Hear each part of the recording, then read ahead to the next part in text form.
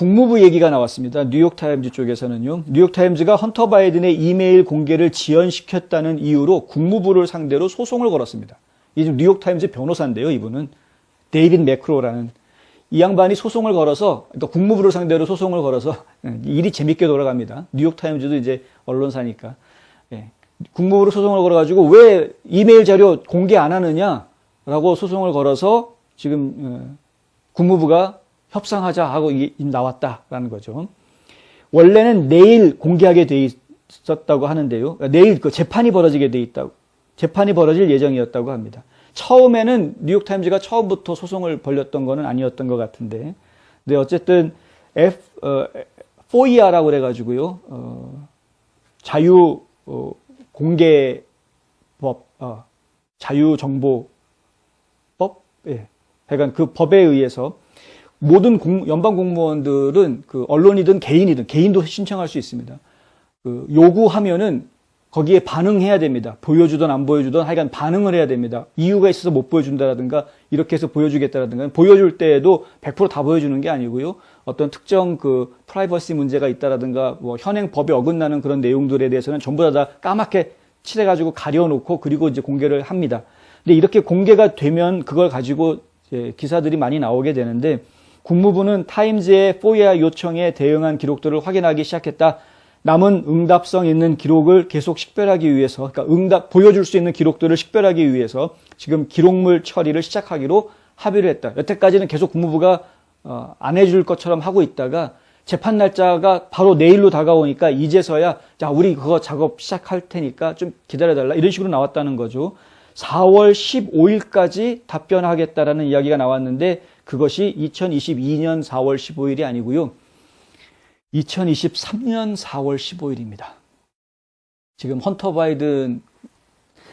바이든과 관련한 이메일 자료 내놔라라고 이야기했는데 그게 도대체 얼마나 많길래 내년 4월 15일까지 자기네들이 준비해야 되는 시간을 달라라고 이야기하고 있는 이런 상황이다. 이거 혹시 뉴욕타임즈하고 국무부하고 서로 자기네들끼리 짜고 치는 고스톱 아닌지 모르겠습니다. 다른 사람 껴들지 못하게. 하여간 의심이 많이 되지만 어쨌든 이런 일이 벌어졌습니다. 요청에 따르면은 연방정부 자원의 부적절한 사용 가능성에 관한 포이아 소송이었습니다. 그러니까 지금 뉴욕타임즈에서 국무부에다가 소송을 걸었던 내용이 뭐냐 하면은 헌터 바이든이 연방정부의 자원을 부적절하게 사용한 그런 것으로 보이는 관련 자료들을 내놔라라고 이야기했던 것이었습니다. 참 쉽지 않네요. 케네스 보걸이라는 그 타임즈 기자가 이 일을 지금 주도하고 있는데 보걸의 요청으로 바이든에게 10만 달러를 증여한 루이스 프리 전 FBI 국장, 트럼프로부터 해외에서의 바이든 가족 비리를 폭로하라는 임무를 맡은 루디 줄리안이, 최근 사기죄로 실형을 선고받은 헌터의 친구 데빈 아처, 이런 사람들에 대한 기록들을 지금 찾아내고 있다는 것이죠. 조사 과정에서 기자는 또한 당시 루마니아 주재의 미국 대사였던 마크 기텐슈타인으로부터 온 이메일 기록도 찾아냈습니다. 기텐슈타인은 조 바이든 대통령에 의해서 유럽연합 주재 미국 대사로 임명되기도 했습니다. 그러니까 바이든이 부통령이었을 때 뭔가 서로 거래가 있던 인물이었고 바이든이 대통령이 되니까 이 사람을 EU 대사로 보냈다. 농공행상한 것. 연방정부는 문서 공개를 보류하고 있다는 것을 부인했지만 3월 17일로 예정된 소송에 대한 청문회를 바로 앞두고 4월 28일까지 1차 기록을 공무원들에게 제출하기로 합의했다. 이렇습니다. 자, 1차 기록은 일단 다음 달 28일까지 보내주기로 했으니까 1차 기록이라도 일단 받아봐야 되겠네요.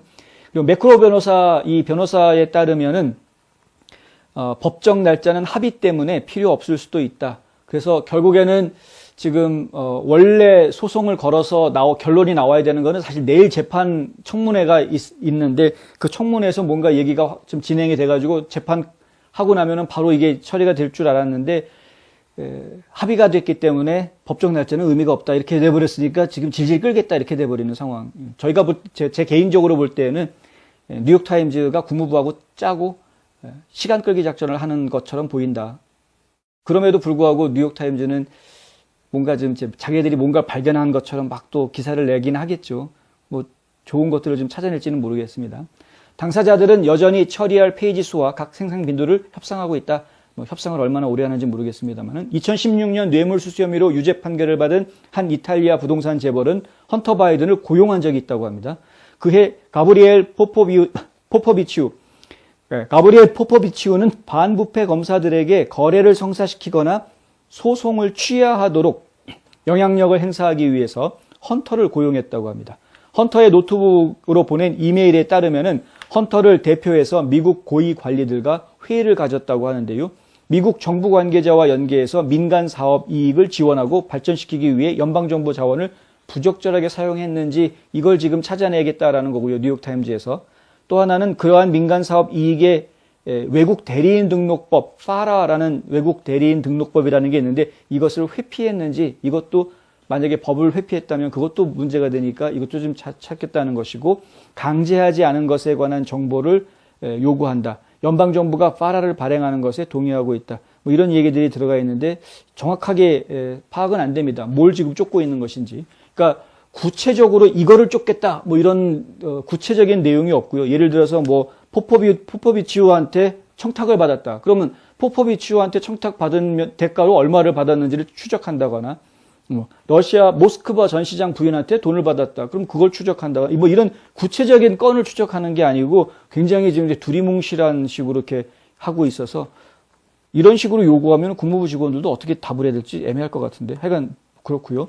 2021년 기자들이 입수한 헌터의 버려진 노트북에서 발견된 이메일은 어떻게 조 바이든의 아들과 그의 동료들이 부패한 루마니아 재벌을 위한 선전 운동을 계획하기 위해서 행정부의 관계를 이용했는지 보여주고 있다. 미국에서 외국 법인을 옹호하거나 외국 법인을 위해서 홍보하는 사람은 파라 법에 따라서 법무부의 공개 등록부에 등록해야 한다. 이 규칙의 예외는 외국 법정 소송에서 의뢰인을 대리하는 변호사에게만 적용이 된다. 이 경우에는 파라 등록은 필요하지 않다. 보이스 월럽 플렉스너 로펌인데요. 이 로펌에 있는 헌터의 동료 크리스토퍼 보이즈하고 마이클 고트립 이 두 사람이 포포비치우 사건에 개입할 것인지 논의를 한 다음에 헌터의 동료들이 루마니아 주재 미국 대사와의 만남을 주선하려고 했다라는 것이 이메일에 담겨져 있는 그런 이메일도 요즘 나왔다라는 것이죠. 그러니까 이제 우크라이나, 중국, 러시아뿐만이 아니라 루마니아도 이제 발을 넓히고 있었다. 게다가 헌터는 더군다나 이제 그것도 이태리 쪽으로 넘어갑니다. 예, 그 루마니아 사람은 이태리에서 부동산 재벌이었기 때문에 이태리까지 지금 발을 넓혔다. 게다가 헌터는 가족 친구인 루이스 프리 전 FBI 국장을 포포비치우를 위해서 그의 경찰 연락처를 사용하게 했고, 그 대가로 소개비를 또 주었다. 언론 소개비 주고 하여간 지저분합니다. 지금 언론 캠페인의 일환으로 헌터는 뇌물수수 혐의를 실형을 선고받고 의뢰인을 지지하기 위해 미국의 또 다른 주요 출판물인 월스트리트 저널에 대해서도 논의한다. 외국인 피고인에 대한 면책 등 다양한 면책 조항이 파라에 따라서 이 작업에 대한 등록을 면제시켰다. 지난해 보도에 따르면 프리 여사는 바이든의 손자, 즉 사망한 아들 바이든 대통령의 첫째 아들이죠. 보의 자녀들을 위한 개인 식탁에 $100,000를 기부했다. 프리는 그 전 FBI 국장 얘기하는 겁니다. 그러니까 전 FBI 국장이 예전에 지금 이제 이렇게 바이든의 손자한테 돈을 $100,000를 넣어주고 뭐 이런 식으로 서로 이렇게 막 얽혀 있는 겁니다, 지금. 이게 참. 그러면서 2016년에 부사장을 그러니까 부통령을 만나서 미래의 업무 옵션을 모색하기 위해 만나자, 뭐 이런 얘기. 그래서 이 FBI 전 국장이 루마니아 부동산 재벌인 포포비치우, 그리고 자국에서, 포포비치우, 이 사람을, 만나고 자국에서 수십억 달러를 훔쳤던 말레이시아 총리, 뇌물수수 및 재산수수료 유죄 판결을 받은 프랑스계 이스라엘인 다이아몬드 거물. 대단하네요. 이런 논란이 많은 사람들을 위해서 일해주는 자문회사를 만들었다. 컨설팅 회사를 만들었다라는 겁니다. 이 전 FBI 국장 프리라는 사람이. 근데 이 프리라는 사람은 그 조 바이든 대통령의 첫째 장남이었던 보의 아들 자녀들한테 그 신탁기금 개인 신탁기금으로 10만 불을 넣어주었다. 그러니까 그리고서는 이런 비리가 많은 사람들을 비리를 이제 어떻게 처리할 것인지 뒤처리해주는 컨설팅 회사를 만들었다. 전 FBI 국장이 무슨 엄청난 흥신소 같은 걸 만든 거나 마찬가지인데, 어떻게 이런 일이 벌어졌는지 모르겠습니다. 그러니까 이러한 서로 음모를 공모하는 그런 내용들이 노트북 이메일에 담겨져 있었다는 거죠. 그런데 지금 수사당국은 일체 수사를 하지 않는다. 왜? 옛날에 자기들이 모시던 상관 아닙니까? 프리. 프랑스계 있다.